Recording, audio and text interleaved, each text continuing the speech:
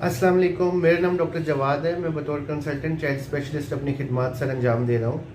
बहुत से वालिदैन जब उनका बच्चा बार बार उल्टी कर रहा होता है तो उसको पानी, दूध और दूसरे खाने पीने की चीज़ें देना बंद कर देते हैं। वो समझते हैं कि अगर हम देंगे तो बच्चा दोबारा वॉमिट करेगा, लेकिन ऐसा करने से बच्चे में पानी और नमकियात की कमी हो जाती है, डिहाइड्रेशन हो जाती है।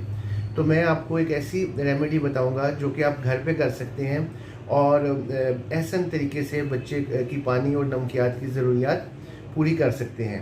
आप बच्चे को ORS 5 ml हर 2 मिनट के बाद दें। इस तरह से उसकी क्वांटिटी इतनी कम होगी कि बच्चा उल्टी नहीं करेगा। और अगर आप इस तरह करते हैं तो 1 घंटे में आप तकरीबन 150 ml फ्लूइड्स उसको दे सकते हैं और 2 घंटे में 300 ml ORS उसे दे सकते हैं। इस तरह से बच्चे में पानी और नमकियात की कमी से बचा जा सकता है।